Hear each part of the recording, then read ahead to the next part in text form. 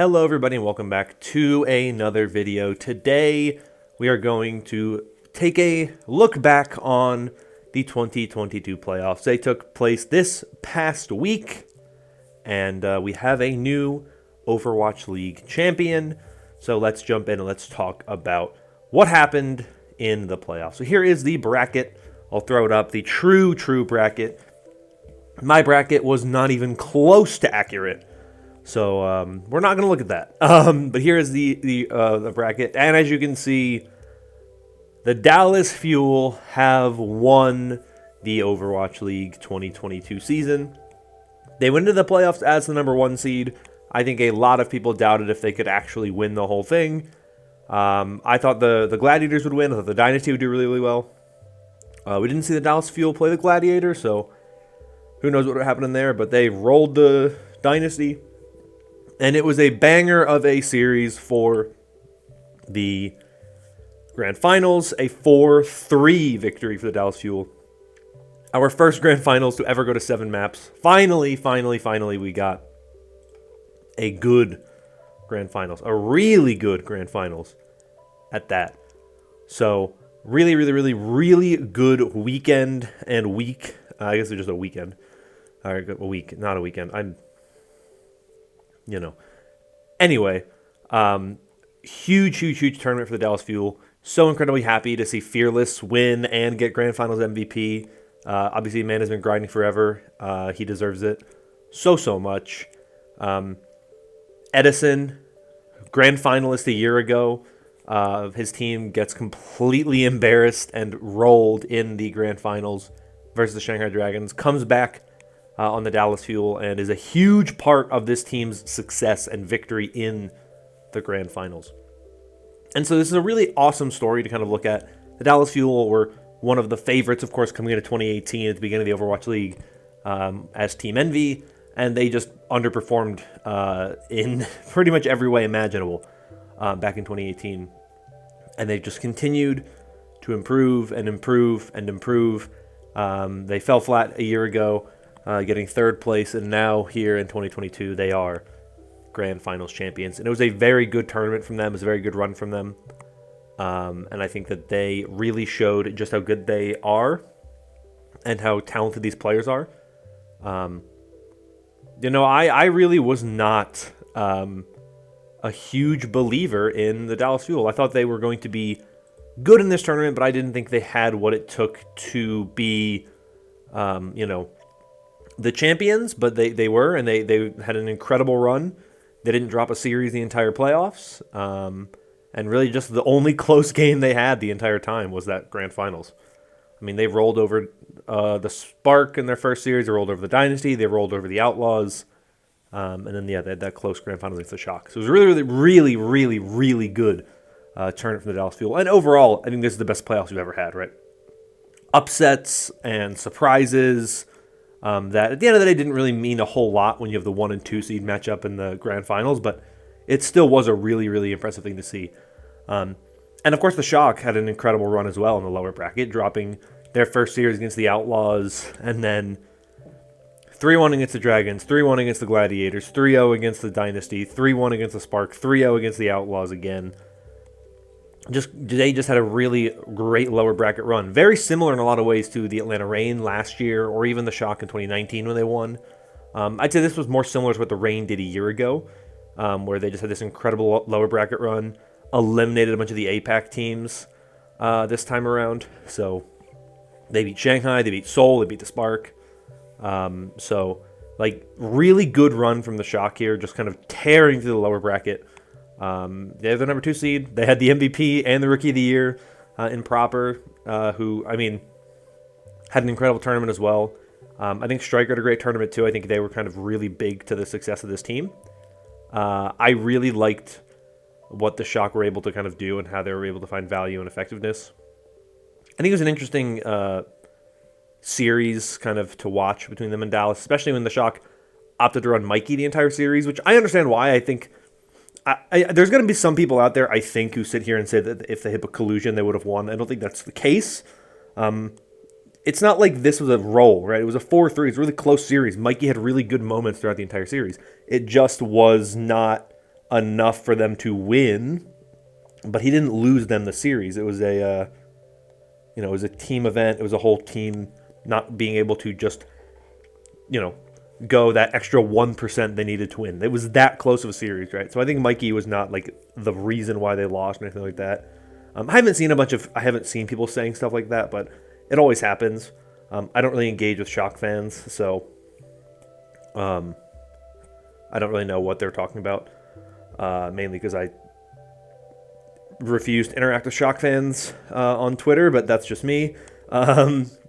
Anyway, it was a really good tournament from the Shock as well. Like, no doubt about it. They exceeded my expectations. They're a good team. I didn't think they were as good as they are now. It's going to be interesting to see what happens with the team and what they do as they kind of improve. I think it'll be an interesting kind of thing to see how a lot of these teams grow going into the next season, of course, with the way that the kind of game has evolved since the beginning of this season. It'll be interesting to see all that, but that's a discussion for another day. I want to talk a little bit about a couple of the other teams, and then I want to kind of talk about the broad kind of playoffs as a whole. I'm not going to talk about every team here because like teams like Toronto, I mean, they lost 2 games. Atlanta lost 2 games. Shanghai lost 2 games. Philly lost 2 games, right? Like, there's not much to talk about there. Those teams lost all their games. Florida was okay. I mean, they beat Atlanta and then lost to Florida, then beat Atlanta and then lost to Hangzhou. Like, that was not a run I particularly felt was, like, super interesting or anything like that. But I want to talk about the Houston Outlaws, because the Houston Outlaws finished in 3rd place in this tournament, which I think surprised a lot of people. I don't think many people expected the Outlaws to have this kind of run. What's funny, though, is that if you think back to my playoffs primer video, I said the Houston Outlaws could do exactly what they did, which is that they have the potential to win a game or two against some of the really good teams in the league, in this case, the San Francisco Shock. But I don't think that they're consistent enough to be able to do that enough times to win the grand finals. And they played a grand total of 5 games throughout the playoffs. They won against the Defiant, they won against the Shock, they won against the Spitfire, and they lost against the Fuel, and they lost again against the Shock. Or they lost their second matchup against the Shock. So they went, I would argue, 3-0, or 2-0 in the games where they were favored, and 1-2 in the games where they were underdogs. So they did exactly what I expected from them. So this wasn't a huge surprise that they made it as far as they did, because actually their run was relatively easy, right? Toronto, I think, was arguably the worst team in the tournament. They get picked by the Shock, which I think was, I was ready to have an entire at-length discussion about how I think the San Francisco Shock made a terrible decision by picking Houston Outlaws that could have cost them their grand finals. Ultimately, at the end of the day, they made it anyway, but I think that pick was a really stupid pick from the San Francisco Shock. I don't know why they picked the Outlaws when they could have picked the Mayhem or the Spitfire, but I digress.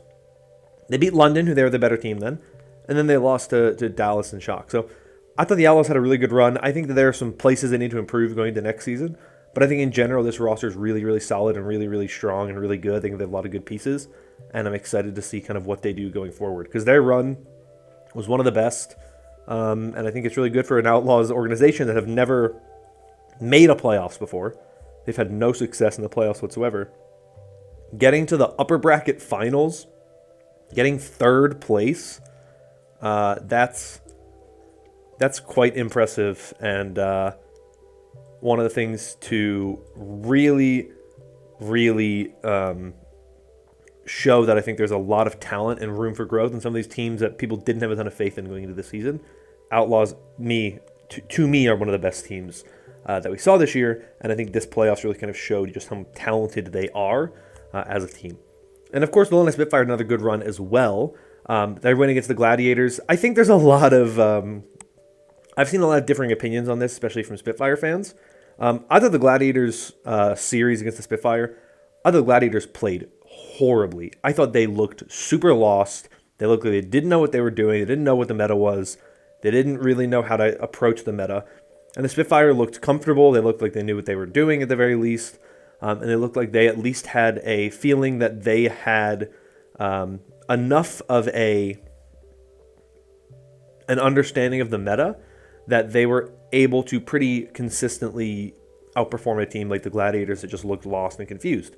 And I think the Spitfire got lucky in that case, and the rest of then they lost to the Outlaws and they lost to the Spark. So other than Spitfire had a good tournament, I don't think they necessarily did anything spectacular that like surprised me in the sense that they beat the Gladiators, but when I was watching that series, I thought the Gladiators looked really poor, and then they lost 2 games that I expect them to lose against Houston and Hangzhou. So beating the Fusion round 1 was a good win for them, and it was a dominant win for them. The Fusion really disappointed me as well, so that's always the type of thing where if the Spitfire are good enough and a solid enough team that they can go up against an opponent and they're not someone you can just push over. And I think their style of play in general has been that all season, where if a good team goes up against the Spitfire and doesn't come in prepared and doesn't come in like fully aware of what they're doing, the Spitfire are going to beat you, because the Spitfire are disciplined, they have really good communication, and they're a really strong team in the sense that they know what the other players on their team want to do. They have a deep understanding of, this is how Hottie plays, this is how Backbone plays, this is how Sparker plays, and we know how everyone kind of works. We just have really solid foundational structure and a really solid organizational understanding of how to approach each fight and each team game and all that type of stuff, that the Spitfire are really hard out. And I think that was the thing where the Gladiators just didn't come in prepared and didn't come in looking good. And so the Spitfire just bullied them around and pushed them around and basically made fun of them, made them look like fools because they were just that good of a team. And so I think the Spitfire's run was good, not incredible, but I was impressed by the fact that they were able to consistently look better against a team like the Gladiators, who, despite their talent, just did not look like they were really prepared for this playoffs. And that's really the big criticism of the Gladiators in general. They didn't look good against the Spitfire. They looked even kind of shaky against the Fusion, but I think the Fusions as well just weren't able to really keep up, and the Gladiators looked better than them. And then against the Shock, once again, the Gladiators didn't look very good, especially in the later 2 maps of the series. They took a map off the Shock, but even like the first map was a pretty one-sided affair for the Shock at times. And then the later 2 maps, it was just not even really close. The Gladiators just really disappointed me. I thought they were going to win the whole thing, obviously. I thought they had a really poor performance, and I thought that they could have done so much more. They could have looked so much better, I think, but it just wasn't a good meta for them. And I also think that not only was it potentially a bad meta for them, they just didn't make the right decisions, right, until they played against the Fusion, right? In their game against the Spitfire, they're switching between Kevster on Reaper and Happy on Sojourn to then Kevster on Sojourn and Happy on Reaper. Sometimes it was because they had Happy on Sojourn and Kevster on Tracer. It was a weird look for them. They looked like they just didn't want to play the meta. And I wasn't particularly impressed by Shu on Kiriko, which I think is one of those things where a lot of people expected Shu to be really good on Kiriko, and it just wasn't really the best pick for him. And so as a whole, I look at what we ended up getting from the Gladiators, and I just see a team that just did not feel very good in the meta. And so definitely a somewhat disappointing playoff appearance for them. I'd be more critical and harsh on them if the team that they lost to wasn't the Shock, who made it to the Grand Finals. If they had been eliminated by like the Fusion, then I would have been really critical of the Gladiators, but they just didn't look as good as the Shock, right? And the Shock were the better team most of the time this year, right? The Gladiators only won 1 game against the Shock all season, and it was the Mid-Season Madness Finals, right? They lost in the Mid-Season Madness earlier in that tournament, so I think they were 1-4 against the Shock this year. So to me, it's not really a surprise that the Shock beat them, because the Shock had looked better this season. So, it is what it is. Seoul Dynasty, another team that I had predicted to go to the Grand Finals, looked really good in their first series against the Florida Mayhem, and then they got swept by the Fuel and swept by the Shock. So I think the general thing is that I talked about this in the Mid-Season Madness. I think it still is true here. The best teams in the APAC region, so these 4 teams that we have here, realistically, are better than the majority of teams in the West, right? So Seoul beat Florida, Hangzhou beat Florida, Hangzhou beat London, they beat Toronto, right? You know, the Fusion lost to the Gladiators, who are a really good team in the West. The Shock beat the Dragons, they beat the Dynasty, they beat the Spark, right? So I think that generally speaking, the same rule applies when having the midseason madness, which is the best teams in the APAC region, your top 4 in the APAC region, are still in general better than a lot of the teams in the West. But your elite, top of the line, best teams in the West just are better. And I think a lot of that comes down to the fact that in the East, you're playing good competition, but you're not playing elite competition as often. The Fuel, the Shock, the Gladiators were battling each other all season, right? These are 3 teams that have been battle-hardened by having to play against these teams consistently all year. And they are teams that are better in general across the board than a lot of other teams in the region. So there's a step up when you play against these other teams that are elite level teams in the West. In the East, they're all kind of close together in a sense where, there's not that big of a difference in terms of overall kind of peak performance between Seoul and Shanghai and Philadelphia and Hangzhou. It was more about how consistently can you hit those peak performances, right? And what we've seen so far in these big cross-regional tournaments, that Seoul and Shanghai really struggled to hit those peaks in these tournaments, while Hangzhou and Philadelphia didn't really struggle. Philadelphia in the midseason madness had a really good run, Hangzhou in this tournament a really good run. So I think that was an interesting kind of thing to look at, is kind of how the APAC region stacks up against the Western region. And I think that they do struggle from not getting to play against Western region teams for the majority of the season, because it really is just a huge kind of difference in terms of who you're playing, the talent you're up against on a regular, consistent basis is very, very different. And it's not to say the APAC region is bad, but I think that there's a lot less of a gap in terms of your talent there, and I don't think you're getting as much improvement because you're playing a lot of similar level competition in a very different kind of bubble than you are in the West, where in the West you have huge kind of way more varied play styles, way more teams, way higher highs and lower lows for different teams in the region. And so I think that that's really where the problems lie with the APAC region, is that they're good enough to consistently beat, I think, your lower level, lower half kind of non-elite Western region teams. But the best teams of the West are just better than the East in every way, shape, and form. And we saw that throughout the midseason madness and throughout the playoffs, that the best teams in the West don't lose to the majority of the Eastern region, which I thought was very interesting. But as we saw from the Hangzhou Spark, right, you can beat the Defiant and the Mayhem and the Spitfire pretty consistently, because I think the talent in the East is better on a lot of those teams than some of the teams in the West. I mean, Shai's tournament performance was incredible. Gushui was incredible this tournament. You can see that there's so much talent in the Eastern region. There's just been issues in terms of communication, I think, for some of these teams. Some of these teams just aren't very consistent. They don't hit those peaks very much. I also think there is an element of, when you're in the East, things are very different, and you're comparing yourself more to the other teams in your region. I think what we see as those teams move west is that there's just the Western region teams just have way more experience, and I think that they have way more.